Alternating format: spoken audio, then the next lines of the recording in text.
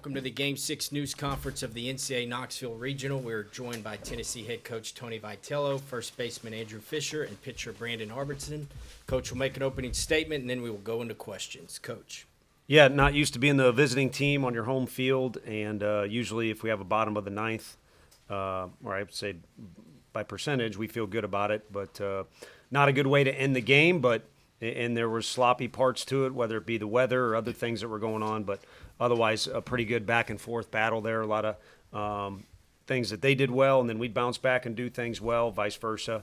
But obviously they had the last word there in the bottom of the ninth, and it went their way, so kudos to them, and we'll await our time and all the other details that come with tomorrow.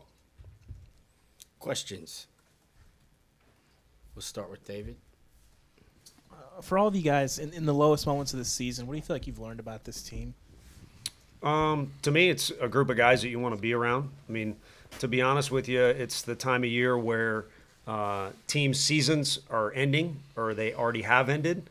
And if you coach more than a year, you kind of start to vary on how you feel about the end. Sometimes it's good to close the book and move on. That's kind of unfortunate, but that's just the case sometimes.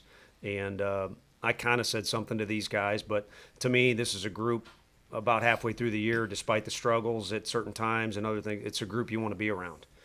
So every day, I think they've improved. Again, it doesn't always show on the scoreboard. That ain't the way this competition thing works. But in the hallways and the meetings and the pregame and even some of the things that go on post-game, it's a group of guys that have continually got better. I think they enjoy the brotherhood that's amongst the team, but also with the coaching staff, and anxious to play again. Just how close-knit everybody is. I mean, kind of going off what he said. Sometimes there's end of the year where you're ready to just pack it up, but, I mean, this group is so special and we're so tight with each other that every day is, like, just such an amazing experience to be here and so blessed to be here. So, I mean, not ready to go home yet. Second row. Andrew, you talked about, or you've done it all weekend. You've kind of hyped up the crowd a good bit. I've noticed you doing that, when you're on the bases, and you did it when you hit the home run today and stuff. You told the crowd on Twitter today, come in, bring the energy, bring the noise. How important is that going to be for tomorrow? And, how pleased were you with it tonight? Yeah, I think, obviously a great a great showing from the crowd and whatever else. But I think part of it too is I played against this team last year, and then the crowd is on top of you. It's just the way the stadium's built, and they're extremely loud. So whether there's 20,000 people or 5,000, it's kind of hard to tell the difference when how loud this stadium historically gets. And I think that brings a huge home field advantage. You go to last year's regional that they played in, like the opposing pitcher couldn't even hear his pitch comm in his ear. And I don't think our fans should need a invite to get excited. As players, we play with a ton of emotion. We work our tail off every single day to be the best version of ourselves. And I think, even today it was good. It was great. But season on the line tomorrow, I'd expect it to almost double in noise. There needs to be a showing and a will and a want from our crowd. Ben, then Eric. Tony, just what did you see that went wrong there in the bottom of the ninth, and what did you think of your team's response throughout the game leading up to that point? Yeah, I thought it was great. You can get overly emotional or you could panic. We lose a fly ball and, other various things that could cause you to get derailed, and I don't think that, took place. If anything, this is just me talking out of my butt, but, if Merrick hits that ball to Gavin instead of to his left, you get a double play ball, and it's a little bit different. And then the bunts they did execute, they executed kind of perfectly. That was one that could have went two ways. Manny could have just came and got it, or Nate could have got it and tried to go to first base. But at that point, when you're at the bottom of the ninth, your brain is so wrapped around the fact that guy at second base, is the winning run. So, here's to handling that situation, first and second. They bunt a little bit better, but the rest was they bested us a little bit today. Tony, what did you like about going to Brandon there at that spot in the second inning, and then overall his performance? Yeah, the Deloy did a good job for us. Our goal was not to burn Deloy, use him as an opener. He's started here many a times. He's pitched in the biggest game you can possibly pitch in, whether it's SEC or just overall postseason. So I thought he did a good job for us, and we got the ball in the hands of the guy we wanted to, and he did his thing, and I think was great for us. All you can ask for your starter is to give yourself a chance to win, and Stom and Causey did that as a package duo last year, and these two guys did it, as a duo this year. Just their guy threw the ball well in the bottom of the ninth, and our guy was throwing the ball really well, but first pitch of the inning kind of didn't go the way we wanted, and then some things snow whatever the hell you call it, piled up or whatever, snowballed. Ryan on the corner. Tony, will Teagan start tomorrow, and is there any pitchers that you do not think will be available? We haven't talked about that, who would start, but there are some guys that are fresh, makes you feel good about that, and then there's some guys that are very valuable pitchers that it's up to them whether they want the ball or not. And I already know one of them has been in my ear, but we'll see. Whoever else wants to be involved, great. Whoever else not, I mean, I was a pitching coach before, and some guys just flat out can't do it. Some guys are excited to, and then, on a day like tomorrow, you just get the out that's in front of you.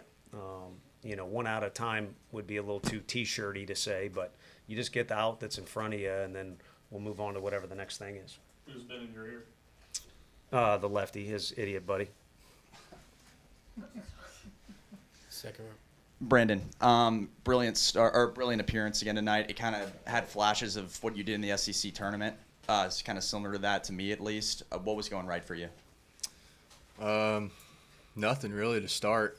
Had to make some adjustments. I think the weather was getting to me a little bit, and just would not make an adjustment with the mound. And then it's easy to feel sorry for yourself when you're getting kind of banged up a little bit. But then one of those innings where Fish hits that 2-run homer, it's like, how can you feel sorry for yourself when these guys are all just, they got your back? And that's what kept me in so long, was just their ability to just have my back and just be there for me. So, yeah. Ben. Andrew, how confident are you that this team will respond the right way? I know there's a lot of talk last week about handling punches and giving punches. Just how much do you think y'all can lean on those experiences tomorrow? Yeah, there's no doubt in my mind we're going to show up and play our best baseball tomorrow. You just got a group of guys that are hungry for it, and I think that there's enough talent in this locker room to pretty much do whatever we want. So, I say this in every single interview, like nothing this team does surprises me. You can get a guy to go out there like Arvidson, and he's having a little bit of a tough time, then he bows up and gets the job done for us, and a couple other guys, and we got plenty of leaders in the clubhouse. So I couldn't tell you who it is that's going to be the guy to step up tomorrow and be that guy to get it done. But it'll be all hands on deck, and I think we're going to get it done. John and Paige. Tony, similar in a sense, Evansville punches you guys in the mouth last year in the Supers, and win or go home tomorrow. Is there anything you are able to draw from that, or yeah? Yeah, I mean, those guys that were a part of that team know. I've talked about that a lot with this team. Recently, we talked about, everyone says get hot and go do this, do that, all these catchphrases, but each day is separate unto itself. It's kind of like you're playing roulette in Vegas. Just because one roll goes one way the next, they're all mutually exclusive. So, yeah, certainly today affects tomorrow, but it's a new day. It's a fresh start. I've said to the media and the team before, there's no better day than opening day in baseball, and you can treat every day like that if you so choose. So a big part of it last year was just getting a fresh start and attacking that day in particular. And we did not play as good a baseball as we needed to, and Evansville was really good on that day.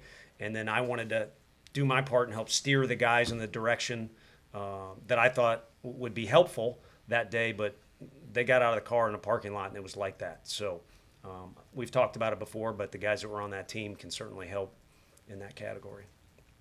Brandon, you mentioned Andrew when you're talking about having your back in the game, and maybe whether it's a 2-run home run or just in your ear, how important has it been to have someone like Andrew be on the team with you guys and maybe be that cheerleader for you? Yeah, you just know he's in it every pitch, like ultra competitor, whether we're up 10 or down 10. He wants to win. So, I mean, we have a lineup full of those guys, and, sometimes the results aren't there, but we care so much. Like, we want to win. And then just tonight, like, we get punched in the mouth a little bit, and there was just no quit. And we came back, and as a guy on the mound, like that's huge when your offense has your back. You don't try to be a perfectionist or anything, and you just play a little more free. So it's really helpful. Last one to David here. Tony, what was your message to the team after this game? Similar to some things that I've said in here. Obviously, Wake had a great day today. They had a lot of reps pile up, and so they had a good day today. And like I said, tomorrow we'll start anew, and whatever time we're selected to play, the guys just need to do what they need to do before the game, and make it our day. All right. Thank you. Thanks, guys.